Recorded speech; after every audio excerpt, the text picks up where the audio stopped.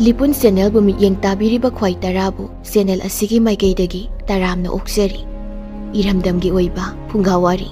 loinana tonghan furup kanglupki wari masa kayama channel asina miyamda lepa leitana khudol tamjari loinana channel asibu hena mapung phanabagidamagta adom-adomgi thaujal nijari.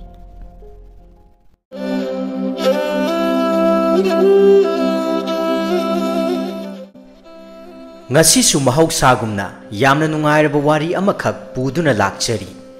Wari asigi mamingdi mahaigi lairembi. Wari asi aibagi wakhalna sagatcharagi ijabani. Masida sijinariba wahai wata pumnamak aibagi wakhalon ngaktani. Wari asi pathokcharakpa matamda wahai wata soikhilankiba yaurbasu tabiriba khwai khibikna chauna ngakpigani. Wari asi kari kamdobage haibadu mayam punna taminarasi. Mayamgi mafamda khudol tamjari mahaigi lairembi.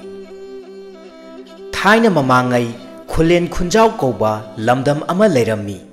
Hairiba lamdam asida yumdom pok oina leiba yum amada machanupi oina ngakta taret poklammi. Laikai ahal laman singna yum asibu taret pokpi hainasu khangnarami. Taret pokpigi palem panthau anisu machanupi ngakta oina phangjarbasu karisu thoina nungaitaba tauramde. Laikai lamdam aduda machanupi taretna hena mithoi mi henbi amamam oihanba ngamnanaba palem panthau makhoi ani laikai sinba thongna silangba chatlammi. Machanupi khwaigi ahal asina makha taba manau singbu ningthijana yengsinbirammi. Mahakti chahi 16 muk surak le. Maram aduna wakhal khara makhaidi tarammi.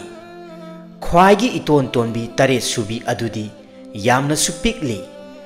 Makhong kaphai thangduna chatpadi ngamlaklammi. Machanupi taret asigi koloi minglen sing adudi ahanna laina, ani subada laika, ahum subada lairik, mari subada lairel, manga subada laima, taruk subada laiwa, amadi taret subada laiton. Asumna nupigi mapokti lairang singa pangkhak oirubana makhoi singi ahoba koloi minglen singda lai haiba wahi singasi sijinnaduna mathang sinna koloi rami. Palem panthau anina thabak chathokiba matam singda lainana manau singbu yengsin duna imungi thabak ingkhang kupnomna chingba toksilami. Asumna matam kaya haukibana haujikti machanupi tare sing adu laisa mapung mari pharakpa apam nungsi phaunarakpa matam singdu yoksilaklami. Khwaidagi ahal machanupi lainadi makhoigi lamdam aduga thangnana lairiba khul adomda mayum makai pan khirami. Haujikti machanupi iton tonbi tare subi laiton sahi 13 suraklami. Yamna mangau thina hauraklami. Palem panthau anina kanna honaduna macha singbu iba paba ngamnanaba honarakpana haujikti makhoisu khara makhaidi iba paba mayek chatpa ngamnarami. Adubu atonbi laitondi pisak piklingai matamdagi hauna machem singna atombini haiduna khara adu kethongna taurakpana mahaigi lamda kaya khoijangbadi oiramde. Adubu mahaki magun amana mioi pumnamak ahal naha khaidana sumatpa ngamba masak matong ningthijaba asina mahakidi mahi ama oirami. Maram aduna laiton hek yengba matamda mahai masing ningthina hairamgadabi misak ama oina unarami. Laiton mangau phana thijarabasu ahal laman singbu nolukna chachai hairiba matam asida ningthau panba laingak amasu oirami. Khulen khunjau lamdam asibu koliba ningthau yoimongbagi amatta pokchaba mahai masing ningthijana hairaba masak matauda lamba laitraba majai bungo puriklai kauba amasu lairammi. Majai bungo puriklai masagi chahi 13 sujalakle. Ngalingai matam asidadi chahi nauna yumbanbagi chatnabi amasu lainarami. Maram aduna majai bungo puriklai mayum makai panba yaba matam oirakle haiduna mapaning thau yoimongbana kanna taksilaklammi ipagi purik lai nahaki damakta leibak kayadagi majaibe masing thajage haiduna lakliba singa sa isabu apamba amatta yauddabrane majaibungo purik lai hainadaba sor ama hondoktuna paukhum piraklammi ipaning thau nachana ipagi mayokta lepadi nachade adubu lakliba majaibi masing ase nachana khoidajaba amata su yaude masak matawgidi adumak ngamna phajai mahai masing su loina hai adubu karigino khangde nachana amata khoidadriba adumna majaibungona apamba amata phawdabagi maram haibabu mahakna piklingai matamdagi hauna ngasi phawbada sana konung asidagi sunghen hendoktana amata pokchai haiduna thamlakhiba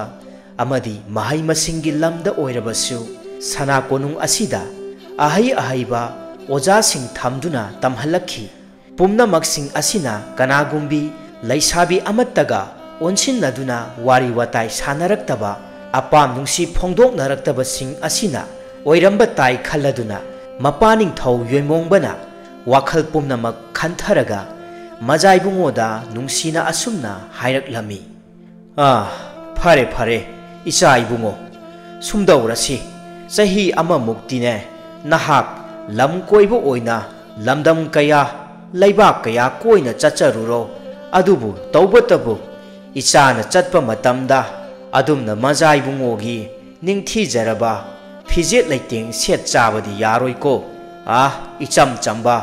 mioi amagi fijet setuna aronba saklon amada chatkadabani chahi amagi matam sida isa ibungona thengnarakpa apamba nungsibi adu isa gidamak laibakta tamlambani khallage hairiba chahi amagi matam si phawbadane isa gi khongloi phangdrabadi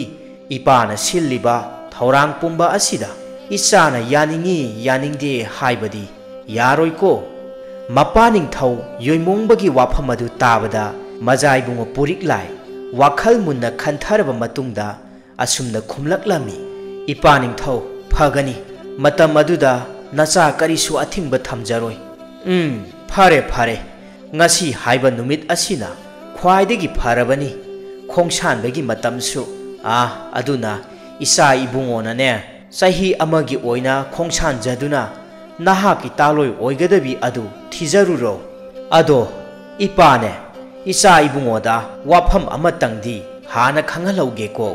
majaibungo purik lai ngaihakti ngakchanai mapaning thauna kari amuk takpirakadage khanbada ipaning thau kari wafam oirabano nachada hekta takpiyudo isa ibungo nahaki punsigi khongloi oigadabi adu masak matau yamna changkhonbi mahaigi lamda lamba laitrabi aduga maral mathumsu chang tadabi oigadabani masi isa ibungona wakhal munna khantharaga khong thangadabani maramdi nahak ningthau yoimongba aihaki amatta pokchaba ichani do laibak miya mangda chang tahanbadi ipa pamdi ko phagani ipaning thau nacha wafam singado karisu kaujaroi adudi nacha amu khongsananaba sem sajarukhige fare isa ibungo namai pakcharo u maja ibungo purik laina mapaning thau yoimongmagi maphamda khurumjaramduna thokhirami ningthau yoimongba maja ibungona thokhiba adu yengduna lephawi aduga mamai adu laithораktuna laiwai khrabi mahaki laimarembigi mitam aduda munna yengladuna mamittagi mapi sinthana asumna hairaklammi laimarembi ulen nahakpu nacha ibungo ase haujikti chawba sare pharak ledo nahakna nachabu ngakpi senbiyu ko asumna ningthau yoimongbana kaptuna lairingai aduda laima atonbi senu changlaktuna ningthau yoimongbabu themjinbirammi iningthau yare tokpiro adumna tengthabiraganu ichana ukhraga mathwai nungaijakhiroi laima ulenna nauno hundoklamlaba majaibungo purik lai asi laima atonbi senu asina ꯑꯄꯣꯛꯄ ꯃꯆꯥꯒꯨꯝ ꯆꯥꯎꯅꯅꯕ ꯌꯣꯛꯂꯛꯄꯅꯤ ꯂꯩꯃ ꯑꯇꯣꯟꯕꯤ ꯁꯦꯅꯨ ꯃꯃꯤꯠꯇ ꯃꯆꯥ ꯎꯔꯝꯗꯦ ꯑꯗꯨꯕꯨ ꯃꯖꯥ ꯏꯕꯨꯡꯉꯣ ꯄꯨꯔꯤꯛ ꯂꯥꯏ ꯑꯁꯤ ꯃꯍꯥꯛꯅ ꯍꯦꯛ ꯄꯣꯛꯆꯗꯕ ꯃꯆꯥ ꯅꯠꯇꯦ ꯍꯥꯏꯗꯨꯅ ꯀꯔꯤꯁꯨ ꯅꯨꯡꯁꯤꯗꯕ ꯇꯧꯔꯝꯗꯦ ꯃꯖꯥ ꯏꯕꯨꯡꯉꯣ ꯄꯨꯔꯤꯛ ꯂꯥꯏꯁꯨ ꯂꯩꯃꯔꯦꯝꯕꯤ ꯃꯃꯥ ꯑꯇꯣꯟꯕꯤ ꯑꯁꯤꯕꯨ ꯃꯍꯥꯛꯄꯨ ꯍꯦꯛ ꯄꯣꯛꯆꯕꯅꯤ ꯍꯥꯏꯅ ꯈꯟꯈꯤ ꯌꯨꯝꯗꯣꯡꯄꯣꯛ ꯑꯣꯏꯅ ꯂꯩꯔꯤꯕ ꯂꯩꯇꯣꯟꯒꯤ ꯃꯌꯨꯝꯗꯅꯤ ꯂꯩꯇꯣꯟ ꯃꯆꯦꯝꯁꯤꯡꯒ ꯄꯨꯟꯅ ꯋꯥꯔꯤ ꯁꯥꯗꯨꯅ ꯆꯦꯡꯍꯤ ꯁꯝꯕꯥꯜ ꯂꯥꯡꯗꯨꯅ 이루 사대ꯡꯅꯅꯕ ꯃꯈꯣꯏꯒꯤ ꯃꯌꯨꯝꯗꯒꯤ ꯈꯔ ꯆꯠꯊꯣꯛꯂꯒ ꯂꯩꯔꯤꯕ ꯄꯨꯈ꯭ꯔꯤ ꯑꯆꯧꯕ ꯑꯗꯨꯒꯤ ꯈꯔꯥꯗ ꯃꯈꯣꯏ ꯇꯔꯨꯛ ꯑꯗꯨ ꯃꯈꯣꯡ ꯌꯥꯟꯊꯗꯨꯅ ꯐꯝꯂꯝꯃꯤ ꯃꯆꯦꯝ ꯌꯥꯏꯃ ꯑꯅꯤꯁꯨꯕꯤ ꯂꯩꯀꯥꯅ ꯑꯁꯨꯝꯅ ꯍꯥꯏꯔꯛꯂꯝꯃꯤ ꯏꯅꯥꯎꯁꯥ ꯉꯁꯤꯗꯤ ꯈꯔ ꯊꯨꯅ ꯂꯣꯏꯁꯤꯟꯅꯕ ꯇꯧꯁꯤꯀꯣ ꯄꯟꯊꯧꯗꯣ ꯆꯥꯛ ꯉꯟꯅ ꯆꯥꯔꯒ ꯄꯥꯝꯂꯧꯗ ꯄꯥꯝ ꯌꯥꯟꯕ ꯄꯂꯦꯝꯒ ꯈꯣꯡꯗꯣꯏꯒꯅꯤ ꯍꯥꯏꯍꯧꯕꯅꯤ ꯍꯣꯏ ꯏꯆꯦꯝꯁꯤ ꯑꯁꯤ ꯍꯥꯏꯗꯨꯅ ꯃꯅꯥꯎꯁꯤꯡ ꯑꯗꯨꯅ ꯈꯨꯝꯂꯛꯂꯝꯃꯤ ꯃꯆꯦꯝ ꯃꯔꯤꯁꯨꯕꯤ ꯂꯩꯔꯦꯜꯅ ꯃꯈꯥ ꯇꯥꯅ ꯍꯥꯏꯔꯛꯂꯝꯃꯤ ꯑꯗꯣ ꯏꯆꯦꯝ ꯌꯥꯏ ꯑꯩꯈꯣꯏ ꯈ꯭ꯋꯥꯏꯒꯤ ꯑꯇꯣꯟꯕꯤ ꯂꯩꯇꯣꯟꯁꯦ ꯃꯃꯥꯡ ꯂꯩꯀꯥꯏꯒꯤ ꯇꯥ ꯁꯥꯃꯨꯅ ꯀꯣꯏꯂꯨꯝ ꯂꯨꯝꯃꯤ ꯍꯥꯏꯕ ꯄꯥꯎ ꯑꯃ ꯇꯥꯏꯀꯣ ꯋꯥꯐꯝ ꯑꯗꯨ ꯇꯥꯕꯗ ꯂꯩꯇꯣꯟ ꯆꯤꯡꯒꯤ ꯁꯝꯕꯥꯜ ꯂꯥꯡꯗꯨꯅ ꯂꯩꯔꯝꯕ ꯑꯗꯨ ꯇꯣꯛꯇꯨꯅ ꯁꯧꯔꯥꯡꯅꯅ ꯑꯁꯨꯝꯅ ꯍꯥꯏꯔꯛꯂꯝꯃꯤ ꯀꯔꯤ ꯍꯥꯏꯕ ꯏꯆꯦꯝ ꯃꯗꯨꯒꯤ ꯁꯥꯃꯨ ꯍꯥꯏꯕ ꯆꯨꯝ ꯃꯥꯟꯕꯗꯣ ꯃꯍꯥꯛꯅ ꯑꯩꯍꯥꯛꯄꯨ ꯂꯨꯝꯕ ꯃꯇꯤꯛ ꯅꯠꯆꯗꯦ ꯑꯍꯜꯁꯨ ꯐꯅ ꯑꯣꯏꯔꯕꯅꯤ ꯃꯗꯨ ꯂꯦꯝꯗꯦꯗ ꯑꯗꯨꯝꯅ ꯂꯩꯇꯣꯟꯅ ꯁꯥꯎꯗꯨꯅ ꯍꯥꯏꯔꯛꯄꯗꯨ ꯇꯥꯕꯗ ꯃꯆꯦꯝꯁꯤꯡ ꯑꯗꯨ ꯋꯥ ꯂꯥꯎꯅ ꯅꯣꯛꯂꯝꯃꯤ ꯃꯔꯛ ꯊꯠꯇꯨꯅ ꯃꯆꯦꯝ ꯇꯔꯨꯛ ꯁꯨꯕꯤ ꯂꯩꯋꯥꯅ ꯑꯁꯨꯝꯅ ꯍꯥꯏꯔꯛꯂꯝꯃꯤ ꯍꯣ ꯂꯨꯝꯗꯗꯤ ꯀꯩꯅꯣ ꯑꯩꯈꯣꯏ ꯈ꯭ꯋꯥꯏꯗꯒꯤ ꯏꯅꯥꯎꯅ ꯁꯛꯁꯨ ꯆꯪꯈꯣꯜꯂꯤꯕ ꯑꯁꯤꯗꯤ ꯍꯣ ꯏꯕꯦꯝꯃ ꯇꯥ ꯁꯥꯃꯨꯗꯣ खरा अहल ओइजै हाइजबगी वातनिको मी मरल मथुंगने ओंथोंगना लैख्रबा अदुनने मियामना सामु लोइबा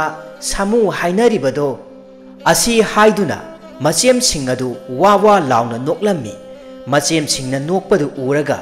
लैतोंदी खोइदौ हेन साउगटपा हाइबदु ओइरम्मी मचिंदु अमुक तुमिन्ना लैबा ngamdadana अमुक खुमलक्लम्मी हो अदु ओइरगना इसेम लैवा ओइनने लैबिरोदना चही यामलबा इखुरागुंबा सामु अदुदा असि हाइदुना इरु सत लुथोप लोइरगा सौरांगना लैतोन फेट हाइदोक्तुना काखिरमी लैतोनगी मतौ अदुदा मचेम सिंग अदु पुंगक ngaklammi मचेम याइमा अनि सुबी लैकाना मचिंदा असुमना सोलहौवी मसिबु फागिनी हाइबसे करिमता खंद्रबा जाला अवोई की साउदुना चटख्रेमे कानादिसे इनाउसा थेंख्रनी अखोइसु लोइसिननबा तौरसी होय इसेमसी असि हाइनदुना मचेम सिंग अदु इरु सादेंग नरमी महै महै लोइरदुना मयुम लोमदा कानाखी सामु अमदी महाकी खोंगबुरोय कियामगा पुन्ना लैतोन होयगी पामलो अदोमदा लाक्लम्मी सामुना साउना कियामदा असुना हाइरक्लम्मी तरेट पोक्पी पलेम पंथौदो पारा अमदी तंबीबना फारे मचानुपी अतोनबी लैतोनबु इकाई इकाइना अइहाकी ओइजरेगी हाइजबा सिदा सिखांग हे खांगदुना लैयबा सामुगी वाफम अदुदा कियामसु मतेंग पांगसिलक्लमी मदुनि पाथौ मचानुपी सिंगदुना करी तौबा ngamjagadouribano अइखोय पाथौगी नाकता लैजरबदी मखोयगी अवाबा सिंगसे लोइना कोकजगनी मखुत्ता हामलगा चाजगनी हाइबसे करीमता खंथद्रबा जातला सामुना अमुक मखा तारक्लमी खंगरे हंतक्ति मखोयगी चारा नोंखन्नजरिबा पामलौ असे अइहांगना लोइना लौसिलगनी अदुतदा मखोय सामु अइहाकी तौबा ngamba सोयदना खंगजरकनी ए पाथौ हाइनरिङै असिदने तरेट पोक्पी पलेम पंथौ अनिसे मखुत्ता योटपाक पाइदुना पामलौ असोमदा कुमलक्ले ngasidi पाथौ चप चाबी अमा खंगदोकना हौरसी सामु अइहाकसे कनानो हाइबा खंगहल्लगे तरेट पोक्पी पलेम पंथौ अनिदु पामलौदा यौसिलक्लमी सामु अमदी कियामदु उबमक्तदा लैतोनगी पलेम पंथौ मखोय अनिदु हाइफेती खौतक चारमी पंथौना असुमना हंगलक्लमी इनाउ सामु करी थबक्की सामुना सौरांगना खुमलक्लमी तादा इनाउ हाइबे वाहिदो पनबिरकनो सामु अइहाकना इकाई इकाइना नचानुपी अतोनबिदो अइहाकी तालोय ओइजरगे हाइजबा असिदा असुक यामना याबिनिंद्रिबा असिबु करिगिनो सामुगी असिगुमलबा वाहै वाता असि ताबमक्तदा लैतोनगी पलेम अदु सावरक्लमी अदुगा असुमना हाइरक्लमी करिनोदा सामु अदुक मचोंग मपाक नाइदबा सारदना नचानुपी गुमलबी असिदा करि मित्येंग नायेंनो हाइनदे वाफम अदु ताबदा कियामसु सामुगी मिचंगदा साउंग ममित मना लंगथोकपा मखै असुमना हाइरक्लमी हाय तरे पोकपी अदुमदा अखोगी पाथौदा हाइजबा सारी हाय नखोय मी मसक खंगद्रदिने हौजी खंगलुरो हा खंगलुराबा लैतोनगी पंथौना तपथना असुमना हाइरक्लमी इनाउसा वाफम अदो नयाम्बा याबा ngamloibo अखोइबु कना लेते इचानुपी ngakta पोई हाइदुना थवोय उसितबदी तौगनु लैतोनगी पंथौना अदुमना हाइरक्पा वाफम अदु ताबदा सामु मखौ पोंगना नोक्तुना मखा तारक्लमी सिया नोंसागी मांगदा उसीना अदुगुमलबा थौना फब उतकनु ngasiने उसी सिबा सोइरोइको असी हाइना हाइदुना सामुना लैतोनगी पंथौगी ममाइदा साफु कन्ना खुतुमना सुरमी या लैतोनगी पंथौ ngaihak tarang chatlami matau aduda pale mahaksu nungsa yamna thizarami adumna tawganu haiduna laugjarami adubu karisu tabida samuna phujallami kiyamsu noktuna laitongi palemgi khudang phaduna khamtokpa changdanaba hotnarami kiyamna noktuna hairei pathau ngasidi tarit pokpi palem panthau ani se loiselasi phujallu pathau phujallu aihak nupi ase phajinduna thamge phujallu pathau mamaiduna khongpakduna kauksallu pathau kauksallu hoi ya ja hoi ya hoi khadra aduni hoi ya asumna samuga laitongi panthauga angamba maongda phunaba hauraklami amana amabu namnarami iya ya ngasidi samu aihaki ithongna masak hangjaro hai samu aduk mi usittabadi khangani nakoibu sinaba tare haibani hai mi phattaba samu haibao hai thado se aihaki khudang ase thado haibane hai taret pokpi tumin da leyo masigi nupi se masisu machin sida khupak se hoi marak aduda laitongi palem aduna kaptuna laujari amuk su makhoibu khamdokna ba hotnari adubu kiyamna thauna phana phajin bana laitongi palem adu thauna phudokpa ngamlamde asumna sarang naringai aduda tunglomdagi purik laina sagol tapna thaurakpadagi laptakna mi phunariba adu urakpadagi parap sagol thaujillaktuna sagol thaktagi phan chong tharaktuna kiyambu han phuraklami kiyam longna paithokuna tai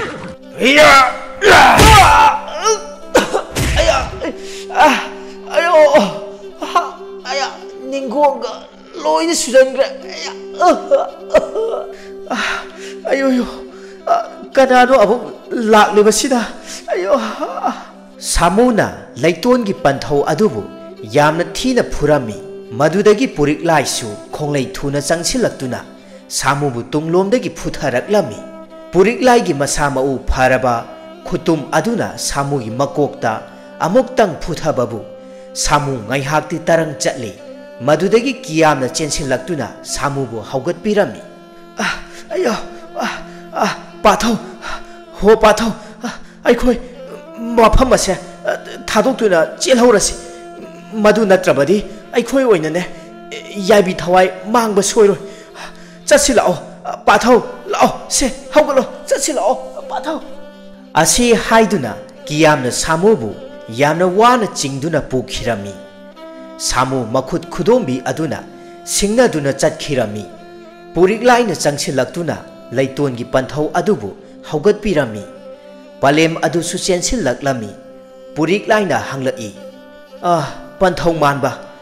ꯇꯞꯅ ꯇꯞꯅ ꯑꯃꯨꯛꯇ ꯍꯧꯒꯠꯄꯤꯌꯨ ꯈꯔꯗꯤ ꯁꯣꯛꯂꯕ ꯃꯥꯜꯂꯦ ꯄꯂꯦꯝ ꯃꯥꯟꯕꯤ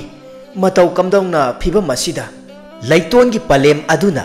ꯌꯥꯝꯅ ꯋꯥꯅ ꯄꯥꯈꯠꯅ ꯊꯣꯛꯈꯤꯕ ꯊꯧꯗꯣꯛꯁꯤꯡ ꯑꯗꯨ ꯋꯥꯔꯤ ꯂꯤꯗꯨꯅ ꯄꯨꯔꯤꯛ ꯂꯥꯏꯗ ꯈꯪꯍꯜꯂꯝꯃꯤ ꯃꯗꯨꯗꯒꯤ ꯄꯨꯔꯤꯛ ꯂꯥꯏꯕꯨꯁꯨ ꯄꯂꯦꯝ ꯄꯟꯊꯧ ꯃꯈꯣꯏ ꯑꯅꯤꯅ ꯉꯝꯈꯩ ꯂꯩꯇꯅ ꯊꯥꯒꯠꯄ ꯐꯣꯡꯗꯣꯛꯂꯝꯃꯤ ꯂꯩꯇꯣꯟꯒꯤ ꯄꯟꯊꯧ ꯑꯗꯨꯅ ꯐꯤꯕꯝ ꯈꯔꯗꯤ ꯁꯣꯛꯄꯅꯤꯅ ꯄꯨꯔꯤꯛ ꯂꯥꯏꯅ ꯃꯇꯦꯡ ꯄꯥꯡꯗꯨꯅ ꯃꯍꯥꯛꯀꯤ ꯁꯒꯣꯜ ꯊꯛꯇ ꯇꯣꯡꯍꯟꯗꯨꯅ ꯃꯈꯣꯏ ꯑꯍꯨꯝ ꯄꯨꯟꯅ ꯃꯌꯨꯝꯗ ꯀꯥꯔꯛꯂꯝꯃꯤ ꯑꯗꯨꯝꯅ ꯄꯟꯊꯧ ꯃꯍꯥꯛꯅ ꯁꯣꯛꯇꯨꯅ ꯄꯨꯔꯛꯄ ꯑꯗꯨ ꯎꯕꯃꯛꯇꯗ ꯃꯆꯥꯅꯨꯄꯤꯁꯤꯡ ꯑꯗꯨ ꯊꯋꯥꯏ ꯌꯥꯝꯅ ꯅꯨꯡꯉꯥꯏꯖꯔꯝꯗꯦ ꯄꯨꯔꯤꯛ ꯂꯥꯏꯅ ꯑꯍꯥꯟꯕ ꯍꯦꯛ ꯎꯕꯃꯛꯇꯗ ꯃꯆꯥꯅꯨꯄꯤ ꯉꯥꯛꯇ ꯇꯔꯨꯛ ꯊꯣꯔꯛꯄꯗꯨ ꯃꯍꯥꯛ ꯌꯥꯝꯅꯁꯨ ꯉꯛꯂꯝꯃꯤ ꯃꯌꯥꯝꯁꯤꯡ ꯑꯗꯨꯒꯤ ꯃꯔꯛꯇ ꯈ꯭ꯋꯥꯏꯗꯒꯤ ꯃꯁꯛ ꯃꯇꯧ ꯐꯖꯈ꯭ꯔꯕꯤ ꯂꯩꯇꯣꯟꯅ ꯁꯥꯎꯔꯥꯡꯅꯅ ꯍꯥꯏꯕꯗꯨ ꯇꯥꯕꯗ ꯄꯨꯔꯤꯛ ꯂꯥꯏꯒꯤ ꯊꯃꯣꯏꯅꯨꯡꯗ ꯀꯔꯤꯒꯨꯝꯕ ꯈꯪꯍꯧꯗꯅ ꯅꯨꯡꯁꯤꯕ ꯑꯃꯈꯛ ꯐꯥꯎꯔꯛꯂꯝꯃꯤ ꯂꯩꯇꯣꯟꯅ ꯑꯁꯨꯝꯅ ꯍꯥꯏꯔꯝꯃꯤ ꯄꯟꯊꯧ ꯃꯍꯥꯛꯀꯤꯗꯣ ꯑꯩꯈꯣꯏ ꯅꯨꯄꯤ ꯉꯥꯛꯇ ꯑꯣꯏꯌꯦꯅ ꯎꯁꯤꯠꯇ꯭ꯔꯤꯅꯦ ꯃꯗꯨꯒꯤ ꯁꯥꯃꯨ ꯍꯥꯏꯕ ꯂꯝꯒꯤ ꯁꯥ ꯃꯥꯟꯕꯗꯣ ꯑꯁꯤ ꯍꯥꯏꯅ ꯉꯥꯡꯅꯤ ꯉꯥꯡꯂꯣꯏ ꯈꯪꯗꯕ ꯃꯈꯩ ꯍꯥꯏꯗꯣꯛꯂꯨꯔꯒ ꯃꯤꯇꯣꯞ ꯑꯃ ꯌꯥꯎꯔꯛꯂꯤꯕꯗꯨ ꯅꯤꯡꯁꯤꯡꯂꯛꯂꯝꯃꯤ ꯑꯗꯨꯒ ꯑꯃꯨꯛꯁꯨ ꯃꯊꯟꯇ ꯏꯀꯥꯏꯖꯕ ꯐꯥꯎꯔꯝꯃꯤ ꯄꯟꯊꯧ ꯑꯗꯨꯕꯨ ꯀꯟꯕꯤꯔꯛꯈꯤꯕ ꯅꯨꯄꯥ ꯃꯆꯥ ꯑꯗꯨꯁꯨ ꯃꯆꯥꯅꯨꯄꯤꯁꯤꯡꯗ ꯃꯁꯛ ꯇꯥꯛꯂꯝꯃꯤ ꯑꯗꯨꯒ ꯃꯆꯥꯅꯨꯄꯤꯁꯤꯡ ꯑꯗꯨꯕꯨꯁꯨ ꯀꯣꯂꯣꯏ ꯃꯤꯡꯂꯦꯟꯒ ꯂꯣꯏꯅꯅ ꯃꯁꯛ ꯇꯥꯛꯂꯝꯃꯤ ꯄꯨꯔꯤꯛ ꯂꯥꯏꯁꯨ ꯁꯛ ꯂꯣꯠꯇꯨꯅ ꯂꯥꯛꯄꯅꯤꯅ ꯑꯁꯦꯡꯕ ꯀꯣꯂꯣꯏ ꯃꯤꯡꯂꯦꯟꯗꯤ ꯍꯥꯏꯗꯣꯛꯂꯝꯗꯦ ꯅꯆꯥꯒꯤ ꯀꯣꯂꯣꯏ ꯃꯤꯡꯂꯦꯟꯗꯤ ꯄꯥꯏꯈꯣꯝꯕ ꯍꯥꯏꯅ ꯀꯧꯖꯩꯗꯣ ꯅꯆꯥꯁꯦ ꯑꯁꯨꯝ ꯂꯝ ꯀꯣꯏꯕ ꯂꯥꯛꯆꯕꯅꯤ ꯑꯩꯍꯥꯛꯀꯤ ꯂꯩꯐꯝ ꯑꯃꯗꯤ ꯇꯪ ꯇꯥꯕ ꯈꯪꯖꯗ꯭ꯔꯤ ꯋꯥꯐꯝ ꯑꯗꯨ ꯇꯥꯕꯗ ꯂꯩꯇꯣꯟꯒꯤ ꯄꯂꯦꯝꯅ ꯍꯥꯏꯔꯛꯂꯝꯃꯤ 이붕어 ꯂꯩꯐꯝ ꯆꯥꯐꯝꯒꯤꯗꯤ ꯀꯔꯤꯁꯨ ꯊꯣꯏꯅ ꯈꯜꯂꯨꯅꯨ 이사네 마팜 마시다 레이러버수 야가니 발렘 마하키 와두 따바다 마짜누피싱 아두 띵악 마잉악나나 옌나라미 레이토디 마북닝다 아숨나 칼라미 마삭 마따우부디 얌나 파제이 하이바부 까나나 칸가니 후란 찐티기 타박 따우바 미오이 오이람라바디 유마시다부 아이코이 이친 이나우 누피 ngaktaga 오실레 라이카이 쿨나 티나 아무 ngang나락다나 असुमना पुरिक लाई पाइखोंबगी कोलोय मिंगलेन लौदुना लैतोनगी युमदा लैरक्लमी मजाइबुंग पुरिक लाई सना कोनुंगदा मनाई मसेल कयाना थौगल तौरकपा अदु ngasiदी युम असिदा इचम चंबा मियोय अमागुमना पुंसी लेलमी अदुबो महाक करिसु हाइनदब तौरमदे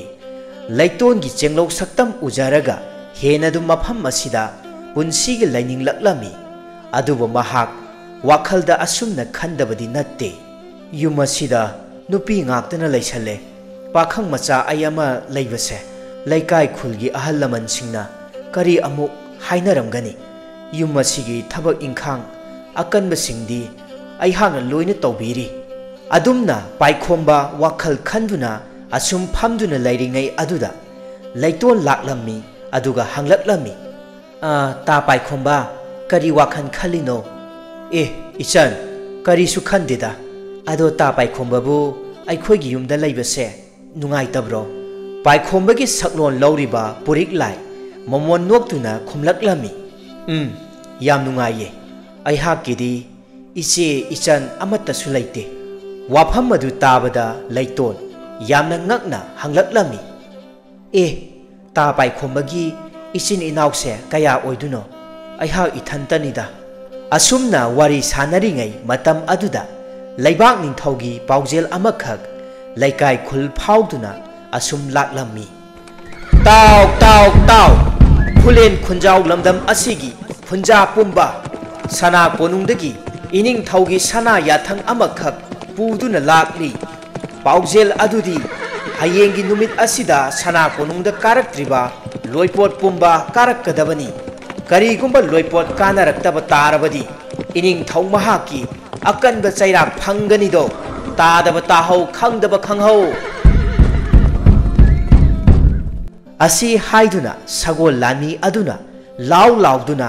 यांगदौ लंबी अदुदा सगोल कन्न थौखिरमी पाउजेल अदु तारगा ꯂꯩꯇꯣꯟ ꯃꯆꯤꯟꯗ ꯍꯥꯏꯐꯦꯠ ꯄꯩꯊꯣꯛꯇꯨꯅ ꯑꯁꯨꯝꯅ ꯍꯥꯏꯔꯛꯂꯝꯃꯤ ꯂꯥꯏꯔꯕ ꯑꯩꯈꯣꯏꯁꯦ ꯍꯤꯡꯂꯅꯨ ꯍꯥꯏꯕꯅꯤ ꯂꯣꯏꯄꯣꯠ ꯍꯦꯛ ꯇꯧꯕꯒ ꯂꯣꯏꯄꯣꯠ ꯍꯟꯇꯛ ꯈꯛꯇꯃꯛ ꯂꯣꯏꯄꯣꯠ ꯄꯤꯍꯧꯗꯕꯗꯅꯦ ꯍꯦꯛꯇ ꯅꯤꯡꯊꯧꯒꯤ ꯆꯩꯔꯥꯛ ꯐꯪꯒꯅꯤ ꯉꯝꯕꯨ ꯉꯝꯖꯗ꯭ꯔꯦꯗ ꯂꯩꯇꯣꯟꯒꯤ ꯃꯇꯧ ꯑꯗꯨꯗ ꯃꯅꯥꯛꯇ ꯐꯝꯂꯤꯕ ꯄꯥꯏꯈꯣꯝꯕ ꯃꯆꯤꯟꯗ ꯈꯪꯍꯧꯗꯅ ꯃꯣꯃꯣꯟ ꯇꯧꯔꯛꯂꯝꯃꯤ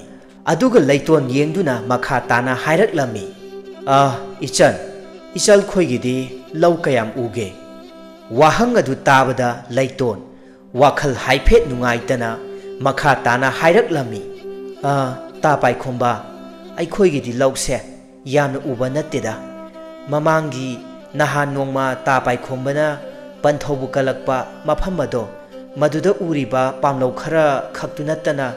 ꯑꯇꯩꯗꯤ ꯎꯗꯦ ꯋꯥꯐꯝ ꯑꯗꯨ ꯇꯥꯕꯗ ꯄꯥꯏꯈꯣꯝꯕ ꯃꯕꯨꯛꯅꯤꯡꯗ ꯑꯁꯨꯝꯅ ꯈꯜꯂꯝꯃꯤ ꯑꯣ ꯏꯃꯨꯡ ꯑꯁꯤꯗꯤ ꯑꯣꯟꯊꯣꯛꯅ ꯋꯥꯅ ꯄꯥꯜꯂꯝꯂꯤꯖꯥꯠꯅꯤꯗꯅ ꯑꯁꯨꯝꯅ ꯄꯨꯔꯤꯛ ꯂꯥꯏꯅ ꯌꯨꯝ ꯑꯁꯤꯗ ꯂꯩꯔꯛꯄ ꯅꯨꯃꯤꯠ 5ꯅꯤꯃꯨꯛꯇꯤ ꯁꯨꯖꯤꯟꯈꯤꯔꯝꯃꯤ ꯄꯨꯔꯤꯛ ꯂꯥꯏꯅ ꯂꯣꯏꯅꯔꯛꯄ ꯃꯍꯥꯛꯀꯤ ꯈꯣꯡꯅꯦꯠ ꯁꯒꯣꯜ ꯑꯗꯨꯁꯨ ꯂꯩꯇꯣꯟꯒꯤ ꯃꯆꯤꯟ ꯃꯅꯥꯎꯁꯤꯡꯅ ꯁꯒꯣꯜ ꯊꯧꯕ ꯄꯥꯝꯖꯩ ꯍꯥꯏꯗꯨꯅ ꯁꯒꯣꯜ ꯊꯧꯕꯁꯨ ꯇꯝꯕꯤꯔꯝꯃꯤ ꯑꯁꯨꯝꯅ ꯃꯆꯦꯝꯁꯤꯡ ꯑꯗꯨꯁꯨ ꯑꯃꯨꯛꯇ ꯐꯪꯖꯗ꯭ꯔꯤꯕ ꯄꯨꯟꯁꯤꯒꯤ ꯍꯔꯥꯎꯖꯕ ꯃꯤꯀꯨꯞ ꯀꯌꯥ ꯑꯃ ꯐꯪꯖꯔꯝꯃꯤ ꯄꯨꯔꯤꯛ ꯂꯥꯏ ꯑꯇꯣꯞꯄ ꯃꯐꯝ ꯑꯃꯗꯁꯨ ꯆꯠꯅꯤꯡꯗꯕ ꯐꯥꯎꯔꯝꯃꯤ ꯃꯔꯝꯗꯤ ꯃꯍꯥꯛꯀꯤ ꯄꯨꯟꯁꯤꯗꯁꯨ ꯑꯁꯨꯝꯅ ꯏꯆꯝ ꯆꯝꯅ ꯍꯤꯡꯖꯕ ꯄꯨꯟꯁꯤ ꯃꯔꯦꯜ ꯑꯁꯤ ꯃꯍꯥꯛ ꯅꯣꯡꯃꯇ ꯐꯪꯂꯛꯇ꯭ꯔꯤ ꯑꯋꯥꯠ ꯑꯄꯥ ꯂꯩꯇꯅ ꯆꯥꯅꯤꯡꯕꯇ ꯆꯥ ꯁꯦꯠꯅꯤꯡꯕꯇ ꯁꯦꯠ ꯃꯅꯤꯡ ꯃꯈꯥ ꯇꯝꯅ ꯁꯅꯥ ꯀꯣꯅꯨꯡꯗ ꯆꯥꯎꯖꯔꯛꯄꯅꯤ ꯑꯗꯨꯕꯨ ꯃꯍꯥꯛ ꯀꯔꯝꯅꯗꯤ ꯌꯨꯝ ꯑꯁꯤꯗ ꯀꯨꯏꯅ ꯁꯥꯡꯅ ꯂꯩꯊꯔꯨꯒꯅꯤ ꯃꯗꯨꯗꯒꯤ ꯃꯍꯥꯛꯅ ꯂꯩꯇꯣꯟꯒꯤ ꯄꯂꯦꯝ ꯄꯟꯊꯧ ꯃꯈꯣꯏ ꯑꯅꯤꯗ ꯑꯁꯨꯝꯅ ꯍꯥꯏꯔꯝꯃꯤ ꯄꯟꯊꯧ ꯑꯃꯗꯤ ꯄꯂꯦꯝꯕꯨ ꯌꯨꯝ ꯑꯁꯤꯗ ꯅꯆꯥꯒꯤ ꯆꯪꯖꯐꯝ ꯄꯤꯕꯤꯕꯒꯤꯗꯃꯛꯇ ꯅꯆꯥꯅ ꯍꯟꯅ ꯊꯥꯒꯠꯄ ꯐꯣꯡꯗꯣꯛꯆꯔꯤ ꯉꯁꯤꯗꯤ ꯅꯆꯥ ꯑꯃꯨꯛ ꯅꯆꯥꯒꯤ ꯈꯣꯡꯆꯠ ꯑꯁꯤ ꯃꯈꯥ ꯆꯠꯊꯖꯔꯒꯦ ꯅꯨꯄꯥ ꯃꯆꯥ ꯑꯗꯨꯝꯅ ꯍꯥꯏꯒꯗꯕ ꯅꯠꯇꯦ ꯑꯩꯍꯥꯛꯀꯤ ꯄꯨꯟꯁꯤꯗꯤ ꯏꯕꯨꯡꯉꯣ ꯅꯍꯥꯛꯅ ꯀꯟꯕꯤꯔꯛꯈꯤꯕꯅꯤꯗꯣ ꯏꯆꯥꯅ ꯃꯐꯝ ꯑꯁꯤ ꯊꯥꯗꯣꯛꯇꯨꯅ ꯃꯐꯝ ꯀꯩꯗ ꯑꯃꯨꯛ ꯆꯠꯀꯗꯧꯔꯤꯕꯅꯣ ꯄꯨꯔꯤꯛ ꯂꯥꯏ ꯃꯕꯨꯛꯅꯤꯡꯗꯗꯤ ꯃꯐꯝ ꯑꯁꯤꯗꯒꯤ ꯑꯇꯣꯞꯄ ꯃꯐꯝꯗ ꯈꯛ ꯆꯠꯅꯤꯡꯂꯝꯗꯦ ꯑꯗꯨꯕꯨ ꯃꯍꯥꯛ ꯄꯨꯝꯅꯃꯛ ಮಿನಂಲದುನ ಅಸುಮ್ನ ಖುಮ್ಲಕ್ಲಮಿ ಪಂಥೌ ನಚಾಗಿ ಸಿಂಥಾ ಅಸಿದಿ ಲಂ ಅಸುಂ ಕೊಯ್ದುನ ಚಚ್ಚಬನಿ ಅದುನ ಮಫಂ ಅಮದ ಕುಯ್ನ ಪಂದುನ ಲೈಥೋಕ್ಪ ಹಾಯ್ಬಸಿ ಮಚುಮ್ದೆ ಪಂಥೌ ಪಲೆಂ ಸೆ ಮಸಿಗಿ ಪೋಸಕ್ ಅಸಿ ಪಂಥೌ ಖೋಯ್ನನೆ ಸನಾ ಕೊನುಂಗದ ಚಹಿ ಓಯ್ನ ಲೋಯ್ಪೋಟ್ ಕಾಬದ ಖಜಿಕ್ ಖಜಿಕ್ ಹಾಪಿಯುದೋ ಮಸಿನ ನಚಾಗಿದಿ ಚಹಿ ಕಯಾಗಿ ಇನಿಂಗ್ ಥೌಗಿ ಮಫಂದ ತಮ್ಜಬ ಲೋಯ್ಪೋಟ್ ಮಖಲ್ ಅಮನಿ ಅಸಿ ಹಾಯ್ದುನ ಪಾಯ್ಖೋಂಬನ ಮಹಾಕಿ ಖಾವ್ದಗಿ ಸೆನ್ಯೆಕ್ ಖರ ಲೌಥೋಕ್ತುನ ಪಿರಮ್ಮಿ ಯಾಮ್ಲಬ ಸೆನ್ಯೆಕ್ಸಿಂಗ್ ಅದು ಉಬದ ಅಹಲ್ ಅನಿದು ಯಾಮ್ನ ngaklammi ಅಹಾನ್ಬದದಿ ಲೌ ಹಾಯ್ಬ ಯಾರಮ್ದೆ ಅದುಬು ಕಾಯ್ನ ಥಂಗದದಿ ಪಾಯ್ಖೋಂಬನ ತಕ್ಮನ್ಬದಗಿ ಸೆನ್ಯೆಕ್ಸಿಂಗ್ ಅದು ಲೌಕ್ಷಿಲ್ಲಮ್ಮಿ ಮತಂ ಅಸಿದದಿ ಸೆನ್ಯೆಕ್ ಅಸಿ ಪಾಯ್ಬ ಮಿಯೋಯ್ ಅದು ಇಚಮ್ ಚಂಬ ಮಿಯೋಯ್ದಿ ಒಯ್ನರಮ್ದೆ ಪಲೆಂ ಪಂಥೌ ಮಖೋಯ್ ಅನಿದು ಚಿಂಗ್ನಬ ಅಮಸು ಪೋಕ್ಲಮ್ಮಿ ನುಪಾ ಮಚಾ ಅಸಿಬು ಇನಾ ಕೈರಾಕ್ ಖುನ್ಬ ಕನಾಗಿ ಮಪಾರಿಬು ಒಯ್ರಿಗಬ ಪಾಯ್ಖೋಂಬನ ಮಚೆಸಿಂಗ್ ಅಮದಿ ಮಚನುಪಿಗುಮ್ಲಬಿ ಲೈತೋನ್ ಮಖೋಯ್ಬುಸು ಕಾಯ್ನ ಯಾಥಂಗ್ ಲೌರದುನ ಪಾಯ್ಖೋಂಬಗಿ ಸಕ್ಲೋನ್ ಲೌರಿಬ ಪುರಿಕ್ ಲೈ ಯುಮ್ ಅದುದಗಿ ಥೋರಕ್ಲಮ್ಮಿ ಅಸುಮ್ನ ಮಹಾಕ್ನ ಚತ್ಖಿಬದ ಯುಮ್ ಅದುಗಿ ಮಿಯೋಯ್ ಪುಂಬ ವಾಖಲ್ದಿ ನುಂಗಾಯ್ನರಮ್ದೆ ಮಯಾಮ್ಸಿಂಗ್ ಅದುಗಿ ಮರಕ್ತ ಖ್ವಾಯ್ದಿಗಿ ವಾಖಲ್ ನುಂಗಾಯ್ತ್ರಿಬ ಅದುದಿ ಲೈತೋನ್ ಮಹಾಕ್ನಿ ಮರಮ್ದಿ ಮಹಾಕ್ಸು ಖಂಗ್ಲಮ್ದೆ ಮಹಾಕಿ ಥಮೋಯ್ದ ಪಾಯ್ಖೋಂಬಗಿ ಅಹಾಂಗ್ಬ ಮಮಿ ಅಮದಿ ತಾಖಿಬನಿ ಅದುಬು ಮಹಾಕ್ಸು ಫೋಂದೋಕ್ಪ ngamಜಖಿದೆ ವಾಫಂ ಅಸಿ ಕನಾದಸು ಹಾಯ್ದೋಕ್ಖಿದೆ ಪುರಿಕ್ ಲೈ ಮಸಾ ಫಾವ್ಬ ಖಂಗ್ಖಿದೆ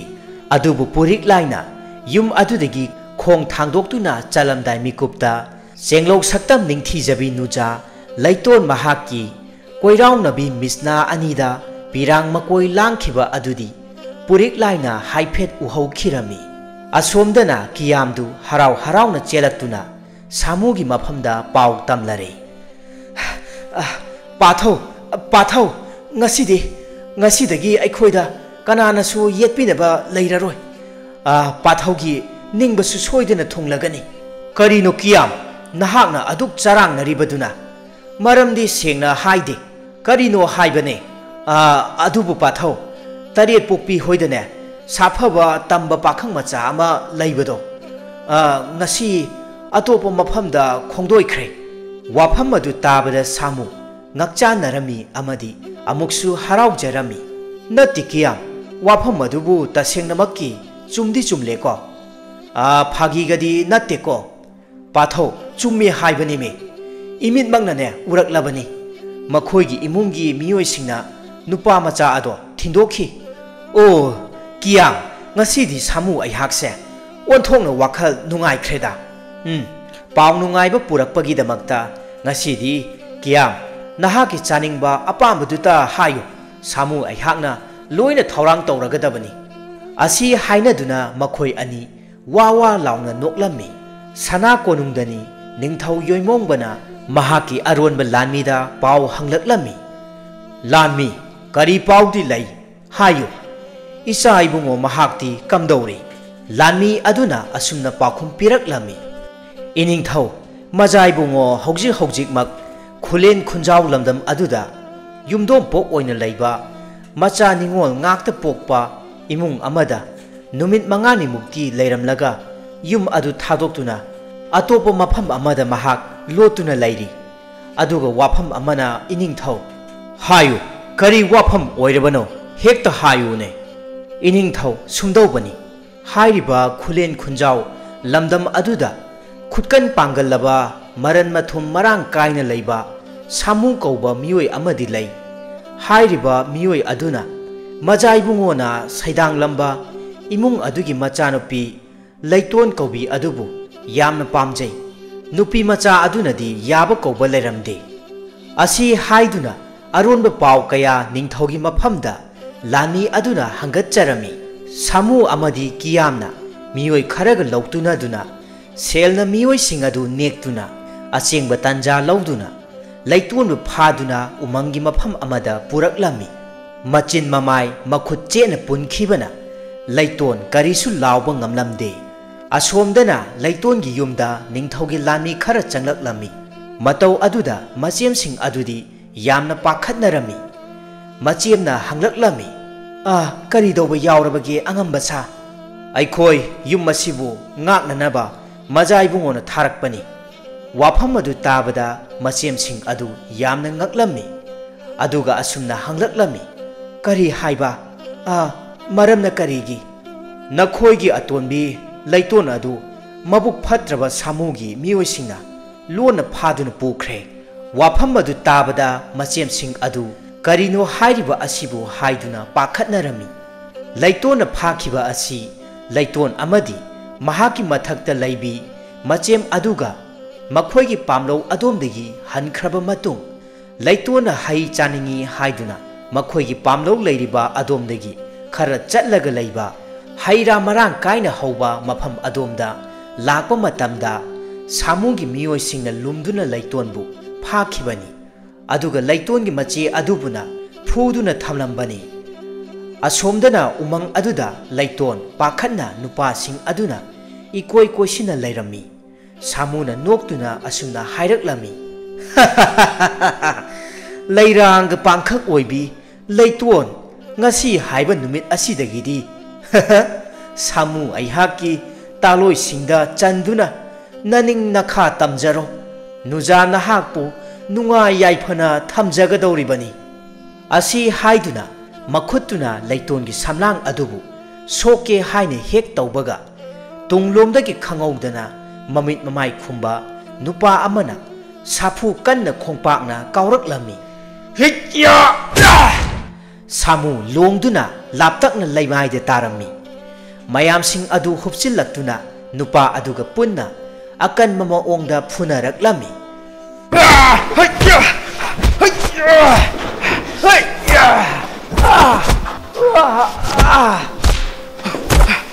Masih kenjelo, kaushelo,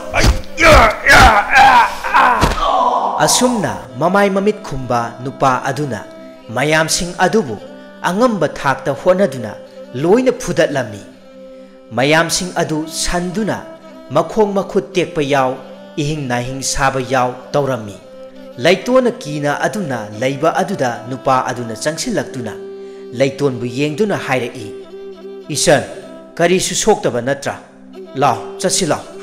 ꯑꯁꯤ ꯍꯥꯏꯗꯨꯅ ꯄꯨꯜꯂꯤꯕ ꯃꯆꯤꯟ ꯃꯈꯨꯠꯁꯤꯡ ꯑꯗꯨ ꯂꯧꯊꯣꯛꯄꯤꯔꯝꯃꯤ, ꯑꯗꯨꯒ ꯂꯩꯇꯣꯟꯒꯤ ꯈꯨꯗꯥꯡ ꯑꯗꯨ ꯄꯥꯏꯗꯨꯅ ꯆꯤꯡꯗꯨꯅ ꯄꯨꯔꯛꯂꯝꯃꯤ꯫ ꯂꯩꯇꯣꯟ ꯀꯔꯤꯁꯨ ꯍꯥꯏꯗꯅ ꯅꯨꯄꯥ ꯑꯗꯨꯅ ꯆꯤꯡꯂꯤꯕ ꯑꯗꯨꯗ ꯑꯗꯨꯃꯛ ꯇꯨꯡ ꯏꯟꯅꯗꯨꯅ ꯂꯥꯛꯂꯝꯃꯤ꯫ ꯁꯅꯥ ꯀꯣꯅꯨꯡꯗꯅꯤ ꯄꯥꯎ ꯄꯨꯝꯕ ꯇꯥꯔꯕ ꯅꯤꯡꯊꯧ ꯑꯗꯨꯅ ꯌꯥꯝꯅ ꯂꯥꯡꯇꯛꯅꯅ ꯂꯩꯔꯝꯃꯤ꯫ ꯅꯤꯡꯊꯧ ꯃꯍꯥꯛꯀ ꯃꯖꯥꯏꯕꯨꯡꯉꯣꯒ ꯊꯥꯅꯈꯤꯕ ꯆꯍꯤ ꯑꯃꯒꯤ ꯃꯇꯝꯗꯨ ꯄꯨꯡꯀꯥꯎ ꯀꯥꯎꯊꯣꯛꯈꯤꯔꯝꯃꯤ꯫ ꯍꯥꯏꯔꯤꯕ ꯃꯇꯝ ꯑꯁꯤꯗ ꯂꯩꯇꯣꯟꯒꯤ ꯄꯂꯦꯝ ꯄꯟꯊꯧ ꯑꯅꯤꯗꯨꯁꯨ ꯃꯈꯣꯏꯒꯤ ꯑꯋꯥꯠꯄ ꯂꯣꯏꯄꯣꯠ ꯀꯥꯒꯅꯤ ꯍꯥꯏꯗꯨꯅ ꯁꯅꯥ ꯀꯣꯅꯨꯡꯗ ꯆꯠꯈꯤꯕꯗꯨ ꯁꯅꯥ ꯀꯣꯅꯨꯡꯗ ꯌꯧꯔꯛꯂꯝꯃꯤ꯫ ꯃꯈꯣꯏ ꯃꯤꯑꯣꯏ 10ꯃꯨꯛꯀꯤ ꯂꯣꯏꯄꯣꯠ ꯑꯣꯏꯔꯝꯃꯤ꯫ ꯂꯣꯏꯄꯣꯠꯁꯤꯡ ꯑꯗꯨ ꯅꯤꯡꯊꯤꯖꯅ ꯃꯐꯝ ꯆꯥꯕ ꯑꯃꯗ ꯄꯔꯦꯡ ꯁꯥꯅ ꯊꯝꯂꯝꯃꯤ꯫ ꯃꯌꯥꯝꯁꯤꯡ ꯑꯗꯨ ꯑꯁꯨꯝ ꯌꯦꯡꯂꯛꯄ ꯃꯇꯝꯗ ꯂꯣꯏꯄꯣꯠ ꯑꯃꯗ ꯁꯅꯥꯒꯤ ꯁꯦꯟꯌꯦꯛ ꯈꯔ ꯌꯥꯎꯔꯝꯕ ꯑꯗꯨ ꯎꯕ ꯃꯇꯝꯗ ꯅꯤꯡꯊꯧ ꯌꯣꯏꯃꯣꯡꯕ ꯑꯉꯛꯄ ꯑꯃꯗꯤ ꯂꯥꯡꯇꯛꯅꯕ ꯑꯃꯁꯨ ꯐꯥꯎꯔꯝꯃꯤ꯫ ꯍꯥꯏ, ꯅꯈꯣꯏ ꯇꯥꯕ꯭ꯔꯥ? ꯃꯁꯤꯒꯤ ꯂꯣꯏꯄꯣꯠ ꯃꯄꯨ ꯑꯗꯨ ꯏꯅꯥꯛꯇ ꯄꯨꯁꯤꯜꯂꯛꯎ, ꯃꯁꯛ ꯃꯁꯥ ꯈꯪꯒꯦ, ꯊꯤꯜꯂꯕꯅꯤ꯫ ꯐꯒꯅꯤ ꯏꯅꯤꯡꯊꯧ, ꯅꯅꯥꯏ ꯄꯨꯁꯤꯟꯖꯔꯛꯀꯦ꯫ ꯑꯁꯤ ꯍꯥꯏꯗꯨꯅ ꯂꯩꯇꯣꯟꯒꯤ ꯄꯂꯦꯝ ꯄꯟꯊꯧ ꯃꯈꯣꯏ ꯑꯅꯤꯗꯨ ꯅꯤꯡꯊꯧꯒꯤ ꯃꯅꯥꯛꯇ ꯂꯥꯟꯃꯤ ꯑꯗꯨꯅ ꯄꯨꯁꯤꯜꯂꯛꯂꯝꯃꯤ꯫ ꯏꯅꯤꯡꯊꯧ ꯄꯨꯅꯦꯝꯖꯔꯤ, ꯅꯅꯥꯏ ꯑꯩꯈꯣꯏꯕꯨ ꯀꯧꯕꯤꯕꯗꯤ ꯀꯔꯤ ꯁꯅꯥ ꯌꯥꯊꯪ? ꯑꯁꯤ ꯍꯥꯏꯗꯨꯅ ꯃꯇꯩ ꯃꯅꯥꯎ ꯑꯅꯤꯗꯨ ꯅꯤꯡꯊꯧꯕꯨ ꯈꯨꯔꯨꯝꯖꯔꯝꯃꯤ꯫ ꯅꯤꯡꯊꯧ ꯌꯣꯏꯃꯣꯡꯕꯅ ꯃꯈꯥ ꯇꯥꯅ ꯑꯁꯨꯝꯅ ꯍꯪꯂꯛꯂꯝꯃꯤ, ꯅꯈꯣꯏꯔꯥ? 8 ꯄꯣꯛꯄꯤ ꯄꯂꯦꯝ ꯄꯟꯊꯧ ꯑꯅꯤꯗꯣ? ꯋꯥꯐꯝ ꯑꯗꯨ ꯇꯥꯕꯗ ꯃꯇꯩ ꯃꯅꯥꯎ ꯑꯅꯤꯗꯨ ꯉꯛꯆꯥꯅꯔꯝꯃꯤ, ꯂꯣꯏꯅꯅ ꯑꯀꯤꯕꯁꯨ ꯐꯥꯎꯔꯝꯃꯤ꯫ ꯅꯈꯣꯏꯕꯨ ꯉꯥꯏꯔꯛꯄ ꯀꯨꯏꯔꯕꯅꯤ, ꯑꯁꯣꯝꯗ ꯑꯃꯨꯛꯇ ꯂꯦꯡꯁꯤꯟꯕꯤꯔꯛꯎ꯫ ꯑꯁꯤ ꯍꯥꯏꯗꯨꯅ ꯍꯥꯟꯅ ꯊꯧꯔꯥꯡ ꯇꯧꯗꯨꯅ ꯊꯝꯂꯕ ꯌꯥꯝꯅ ꯅꯤꯡꯊꯤꯖꯅ ꯂꯩꯇꯦꯡꯂꯕ ꯐꯝꯕꯥꯜ ꯑꯅꯤ ꯑꯗꯨꯗ ꯐꯝꯍꯜꯂꯝꯃꯤ꯫ ꯃꯇꯧ ꯑꯗꯨꯗ ꯃꯇꯩ ꯃꯅꯥꯎ ꯑꯅꯤꯗꯨ ꯌꯥꯝꯅ ꯉꯛꯂꯝꯃꯤ꯫ ꯃꯇꯝ ꯑꯁꯤꯗ ꯂꯩꯇꯣꯟ ꯑꯃꯗꯤ ꯃꯖꯥꯏꯕꯨꯡꯉꯣ ꯄꯨꯔꯤꯛ ꯂꯥꯏꯒ ꯂꯣꯏꯅꯗꯨꯅ ꯁꯅꯥ ꯀꯣꯅꯨꯡꯒꯤ ꯃꯅꯨꯡꯗ ꯆꯪꯂꯛꯇꯨꯅ ꯄꯨꯔꯤꯛ ꯂꯥꯏꯅ ꯃꯄꯥ ꯅꯤꯡꯊꯧ ꯌꯣꯏꯃꯣꯡꯕ ꯑꯃꯗꯤ ꯃꯃꯥ ꯂꯩꯃꯔꯦꯟꯕꯤ ꯁꯦꯅꯨ ꯃꯈꯣꯏ ꯑꯅꯤꯕꯨ ꯈꯨꯔꯨꯝꯖꯔꯝꯃꯤ꯫ ꯄꯨꯔꯤꯛ ꯂꯥꯏ ꯎꯕꯃꯛꯇꯗ ꯂꯩꯇꯣꯟꯒꯤ ꯑꯄꯣꯛꯄ ꯑꯄꯣꯛꯄꯤ ꯃꯈꯣꯏ ꯑꯅꯤꯗꯨ ꯌꯥꯝꯅ ꯉꯛꯂꯝꯃꯤ꯫ ꯋꯥꯔꯤ ꯄꯨꯝꯕ ꯄꯨꯔꯤꯛ ꯂꯥꯏꯅ ꯃꯔꯤꯛ ꯆꯨꯝꯅ ꯃꯌꯥꯝꯗ ꯂꯤꯗꯨꯅ ꯈꯪꯍꯜꯂꯝꯃꯤ꯫ ꯅꯤꯡꯊꯧ ꯌꯣꯏꯃꯣꯡꯕꯅ ꯍꯔꯥꯎꯅ ꯑꯁꯨꯝꯅ ꯃꯈꯥ ꯇꯥꯅ ꯍꯥꯏꯔꯛꯂꯝꯃꯤ, ꯉꯁꯤꯗꯤ ꯏꯆꯥ ꯏꯕꯨꯡꯉꯣꯒꯤ ꯑꯅꯤꯡꯕ ꯑꯄꯥꯝꯕꯗ ꯏꯄꯥ ꯑꯊꯤꯡꯕ ꯀꯔꯤꯁꯨ ꯂꯩꯇ꯭ꯔꯦ꯫ ꯑꯗꯨꯕꯨ ꯏꯆꯥ ꯏꯕꯨꯡꯉꯣ, ꯅꯨꯄꯤ ꯃꯆꯥ ꯑꯁꯤ ꯃꯁꯛ ꯃꯇꯧꯗ ꯂꯥꯏꯔꯦꯝꯕꯤꯒꯨꯝ ꯅꯤꯡꯊꯤꯖꯩ, ꯑꯗꯨꯕꯨ ꯃꯍꯥꯛꯀꯤ ꯃꯍꯩꯒꯤ ꯆꯥꯡꯗꯤ ꯏꯆꯥ ꯈꯪꯂꯕ꯭ꯔꯥ? ꯑꯗꯨꯒ ꯃꯔꯜ ꯃꯊꯨꯝꯅ ꯀꯝꯗꯧꯕ? ꯋꯥꯐꯝ ꯃꯁꯤ ꯍꯥꯟꯅ ꯏꯄꯥ ꯏꯆꯥ ꯈꯪꯗꯣꯛꯅꯈꯤꯁꯤ꯫ ꯃꯄꯥ ꯅꯤꯡꯊꯧꯒꯤ ꯋꯥꯐꯝ ꯑꯗꯨꯗ ꯃꯖꯥꯏꯕꯨꯡꯉꯣ ꯄꯨꯔꯤꯛ ꯂꯥꯏꯅ ꯑꯁꯨꯝꯅ ꯍꯪꯒꯠꯆꯔꯛꯂꯝꯃꯤ, ꯏꯄꯥ ꯅꯤꯡꯊꯧ, ꯅꯆꯥ ꯑꯁꯦꯡꯕꯁꯤꯡ ꯑꯗꯣ ꯂꯣꯏꯅ ꯍꯪꯒꯠꯆꯒꯦ꯫ ꯃꯍꯥꯛ ꯑꯁꯦ ꯃꯍꯩ ꯃꯁꯤꯡꯒꯤ ꯆꯥꯡ ꯍꯥꯏꯔꯒꯗꯤ ꯁꯅꯥ ꯀꯣꯅꯨꯡ ꯑꯁꯤꯗ ꯅꯆꯥꯅ ꯀꯔꯤꯁꯨ ꯑꯋꯥꯠ ꯑꯄꯥ ꯂꯩꯇꯅ ꯆꯥꯎꯔꯛꯄꯒꯤ ꯍꯧꯅꯕ ꯑꯍꯜ ꯂꯃꯟꯁꯤꯡꯒ ꯃꯤꯀꯧ ꯆꯥꯅꯅ ꯀꯧꯕ ꯑꯃꯗꯤ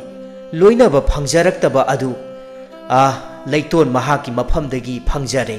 ꯃꯍꯥꯛꯀꯤ ꯑꯍꯜ ꯂꯃꯟꯁꯤꯡꯕꯨ ꯅꯤꯡꯊꯤꯖꯅ ꯂꯣꯏꯅꯕ ꯅꯍꯥ ꯑꯍꯜ ꯈꯥꯏꯗꯅ ꯊꯧꯖꯥꯜ ꯍꯩꯕꯤ ꯑꯁꯤꯅ ꯃꯍꯥꯛꯀꯤꯗꯤ ꯃꯍꯩꯅꯤꯗꯣ, ꯑꯗꯨꯒ ꯃꯁꯛ ꯃꯇꯧ ꯆꯥꯡ ꯇꯥꯗꯕꯤ ꯂꯥꯏꯔꯦꯝꯕꯤꯒꯨꯝ ꯅꯤꯡꯊꯤꯖꯕꯤ ꯑꯁꯤꯅ ꯅꯆꯥꯒꯤ ꯊꯃꯣꯏꯕꯨ ꯈꯨꯗꯨꯝ ꯆꯟꯕꯤꯈꯤ꯫ ꯑꯗꯨꯒ ꯂꯟ ꯊꯨꯝꯒꯤ ꯃꯇꯥꯡ ꯑꯁꯤꯅ ꯏꯄꯥ ꯅꯤꯡꯊꯧ, ꯅꯍꯥꯛꯀꯤ ꯑꯃꯠꯇ ꯄꯣꯛꯆꯕ ꯃꯖꯥꯏꯕꯨꯡꯉꯣ ꯑꯩꯍꯥꯛꯄꯨ ꯃꯍꯥꯛꯀꯤ ꯈꯣꯡꯂꯣꯏ ꯑꯣꯏꯅ ꯐꯪꯖꯕ ꯑꯁꯤꯅ ꯃꯍꯥꯛꯀꯤ ꯑꯁꯦꯡꯕ ꯂꯟꯅꯤꯗꯣ,